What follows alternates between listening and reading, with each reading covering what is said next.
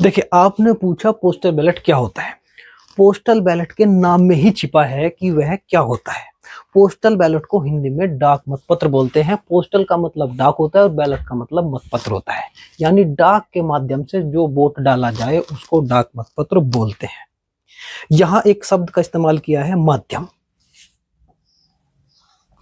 देखिए, मैं आपको बता देना चाहता हूँ, वोट डालने के बहुत सारे तरीके होते हैं, बहुत सारे माध्यम होते हैं। तो हमारे यहाँ ये जो तरीके और माध्यम है वो 3 है। नंबर 1, मतपत्र के माध्यम से। देखिए, जब आप किसी बूथ पर जाएंगे तो आपको इस तरीके से एक वोट मिलता है, जिसको हम बैलेट या मतपत्र भी बोल सकते हैं। उसमें हम अपने पसंद के उम्मीदवार को देखेंगे और वहां मोहर लगाकर फिर बैलेट को, फिर वोट को इस तरीके से मोड़ देते हैं और मोड़ने के बाद उसको मतपेटी में डाल देते हैं। तो जो यह तरीका होता है ये साधारण तरीका है बिल्कुल। इसमें हम मतपत्र के माध्यम से वोट डाल देते हैं। एक दूसरा तरीका ईवीएम के माध्यम से। देखिए, पिछले कुछ सालों से, पिछले 1 दशक से एक दूसरा तरीका भी वोट डालने का हो गया है। इसमें ईवीएम होती है, मशीन होती है, उसमें हम अपनी पसंद के उम्मीदवार को चुनते हैं और वोट डाल देते हैं। तो यह दूसरा तरीका है।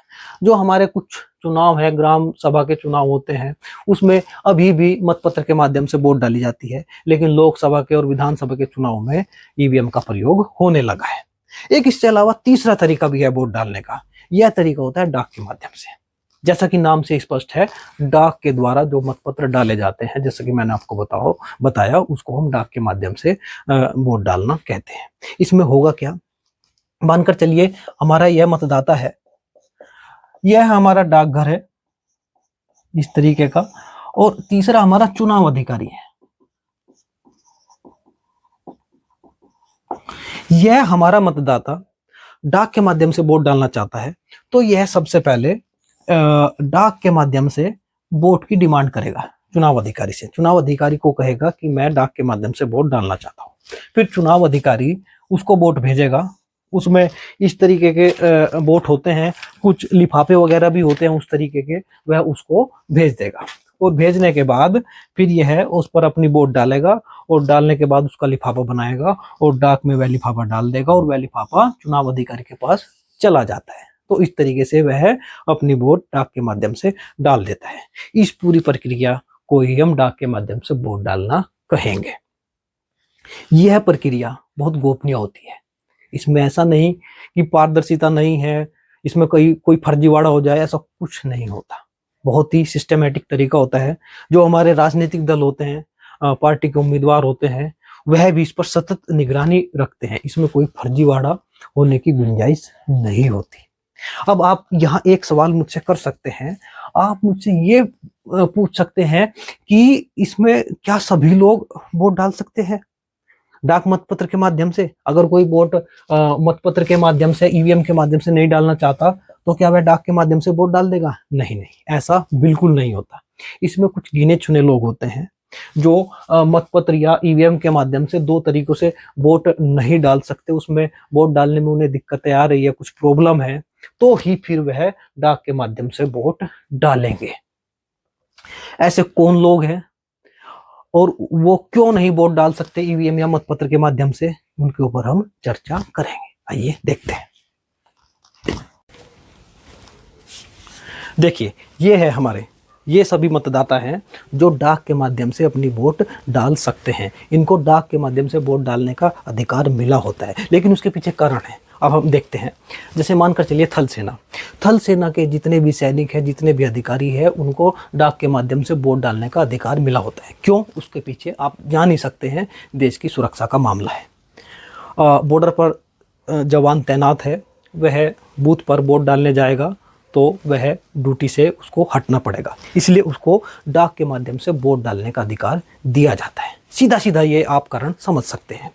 फिर हमारे वायुसेना के सैनिक और अधिकारी, उनके ऊपर भी यही बात लागू है, और जल सेना के जो सैनिक अधिकारी हैं उनके ऊपर भी। यानी जो हमारी आर्मी के 3 हिस्से होते हैं, थल सेना, वायुसेना और नौसेना, उसके सैनिक अधिकारियों को यह वोट डालने का डाक के माध्यम से अधिकार मिला होता है।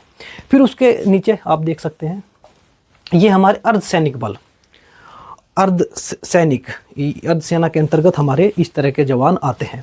बीएसएफ जिसको हम बॉर्डर सिक्योरिटी फोर्स बोलते हैं, CISF जिसको central industrial security force, CRPF reserve police बल होता है, ITP यानी जो नेपाल तिब्बत बॉर्डर वाले होते हैं, फिर असम राइफल्स, रेलवे पुलिस और भारत के राजदूत व कर्मचारी, यानी जो भारत से बाहर हमारे राजदूत हैं, IFS अधिकारी हैं, उनको भी वोट डालने का अधिकार मिला होता है इस तरीके से। और उनके जो कर्मचारी होते हैं ऑफिस में, उनको अधिकार मिला होता है। और साथ में मैं आपको एक चीज़ और बता दूं, यहाँ से लेकर यहाँ तक जितने भी हमारे कर्मचारी और अधिकारी हैं, सैनिक हैं, उनकी पत्नियों को भी ऐसा अधिकार दिया गया है कि वह भी डाक के माध्यम से अपनी वोट डाल सके। फिर आगे बढ़ते हैं। ये सभी जो हमारे कर्मचारी हैं, अधिकारी हैं, इनको भी डाक के माध्यम से वोट डालने का अधिकार मिला है। और ये सभी हमारे चुनाव में इनकी ड्यूटी लगी होती है। यहाँ से लेकर यहाँ तक जितने भी हमारे मतदाता हैं, ये ऐसे मतदाता हैं जो चुनाव में ड्यूटी दे रहे हैं और उस वजह से अपने बूथ पर जाकर वोट नहीं डाल सकते, तो इनको वोट डालने का अधिकार इस माध्यम से मिला है। और कैसे? मान के चलिए कोई अध्यापक है, चुनाव में उसकी ड्यूटी लगी है, तो वह चुनाव कराएगा या अपने बूथ पर वोट देगा जाकर, तो ऐसे में उसको यह अधिकार मिला है। इसी तरीके से बैंक कर्मी, पुलिस बल जैसे कोई पुलिस है, किसी दूसरे जनपद में उसकी ड्यूटी है और वह अपने जनपद में वोट डालने नहीं जा सकता, फिर उसको डाक के माध्यम से वोट डालने का अधिकार मिला होता है, तो वह इसका प्रयोग करके वोट डाल सकता है। फिर कंडक्टर, सफाई कर्मचारी, RO, ARO हमारे बहुत सारे अधिकारी होते हैं। वह दूसरे जनपद में अधिकारी हैं, अपने जनपद में वोट डालने अगर नहीं जा सकते, उसी दिन उनके जनपद में चुनाव है और उसी दिन जहां वह तैनात है वह चुनाव है, तो ऐसे में उनको डाक के माध्यम से वोट डालने का अधिकार मिल जाता है। फिर हमारे सेक्टर मजिस्ट्रेट, ये भी अधिकारी होते हैं हमारे, प्रभारी, सह प्रभारी, नोडल अधिकारी होते हैं चुनाव में, इनको भी इस तरीके से वोट डालने का अधिकार मिला होता है। तो यहाँ से यहाँ तक ऐसे अधिकारी कर्मचारी जो चुनाव में ड्यूटी में रत है और वह अपना वोट उस दिन बूथ पर जाकर नहीं डाल सकते, तो उनको डाक के माध्यम से वोट डालने का अधिकार मिला है। फिर तीसरे नंबर पर देख सकते हैं भारत के राष्ट्रपति, उपराष्ट्रपति, राज्यपाल, केंद्र व राज्यों के सभी तरह के मंत्री, कैबिनेट मिनिस्टर, उप मंत्री, राज्य मंत्री, फिर नीति आयोग के अध्यक्ष, उपाध्यक्ष व सदस्य, लोकसभा और राज्यसभा के स्पीकर और उनके उपाध्यक्ष, विधान मंडलों के अध्यक्ष, जो राज्यों में हमारी विधान मंडल होती है, केंद्र शासित प्रदेशों के उपराज्यपाल, जिसको डिप्टी गवर्नर बोलते हैं, और संसद सचिव, इनको भी डाक के माध्यम से वोट डालने का अधिकार मिला होता है। नज़रबंदी वाले मतदाता, देखिए, अगर किसी व्यक्ति से देश की सुरक्षा को खतरा है या कोई और खतरा है, आंतरिक सुरक्षा का खतरा है, बहुत सारे कानून होते हैं, उनके तहत किसी व्यक्ति को बिना अपराध किए ही कैद कर लिया जाता है। कैद का मतलब ये है कि उसको जहां वह रह रहा है या किसी विशेष स्थान पर वहां पहरा लगा दिया जाता है ताकि वह बाहर न निकल सके। अगर वह निकलेगा तो उससे देश की सुरक्षा को खतरा हो सकता है या अन्य कोई खतरा हो सकता है। तो बहुत सारे ऐसे कानून होते हैं, जैसे कि देखिए आप NSA राष्ट्रीय सुरक्षा अधिनियम है, एक MISA आंतरिक सुरक्षा अधिनियम, एक पब्लिक सेफ्टी अधिनियम होता है PSA। तो इनके तहत किसी व्यक्ति को कैदी बना लेते हैं, उसको साधारण अर्थों में नज़रबंदी कहा जाता है। और जब उसको नज़रबंद कर दिया जाएगा, फिर वह जब बाहर नहीं निकल पाएगा तो बूथ पर जाकर वोट नहीं डाल सकता। और मैं आपको ये बता देना चाहता हूँ, जो हमारे कैदी होते हैं जेलों में, उनको वोट डालने का अधिकार नहीं होता, लेकिन चूंकि इन्होंने कोई अपराध नहीं किया, इनको संभावित आधार पर नज़रबंद किया गया है, तो इनको वोट डालने का अधिकार होता है। परंतु जब ये निकलेंगे नहीं बाहर तो वोट कैसे डालेंगे? तो फिर इनको डाक के माध्यम से वोट डालने का अधिकार मिला होता है। अब हम आगे बात करते हैं दिव्यांग और 85+। अभी पिछले विधानसभा चुनाव से एक नया हमने जो मतदाता है वह ढूंढा है कि यह भी मतदाता पोस्टल बैलेट के माध्यम से वोट डाल सकता है। इनको घर घर जाकर वोट डलवाया जाता है और यह अभी नई शुरुआत है। यह पहले नहीं होता था, लेकिन अब शुरुआत हो गई।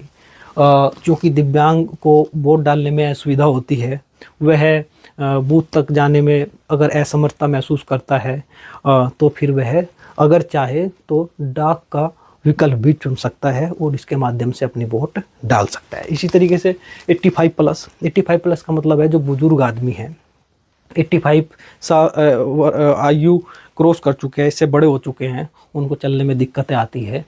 आपने देखा होगा बहुत बार गोद में उठाकर वृद्धजनों को बूथ पर ले जाया जाता है, अखबारों में ऐसे पोस्टर छपते रहते हैं।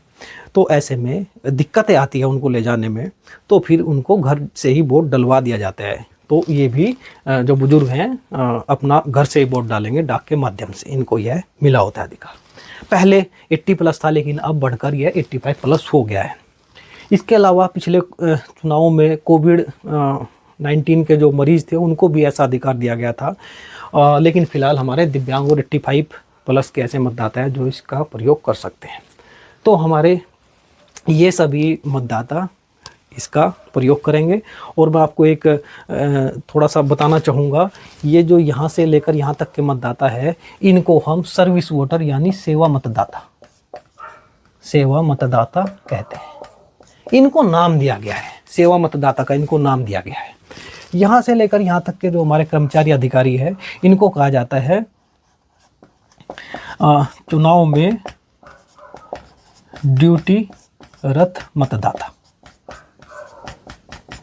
ये हमारे ऐसे मतदाता है जो चुनाव में ड्यूटी रत है। इनको हम यहाँ से लेकर यहाँ तक के जो हमारे महामहिम हैं, हमारे जो मंत्री हैं, इनको हम विशेष मतदाता कहते हैं, विशेष मतदाता। इनको हम नज़रबंदी वाले मतदाता, इसका तो नाम यही है। और इनको बोलते हैं अनुपस्थित मतदाता, अनुपस्थित मतदाता।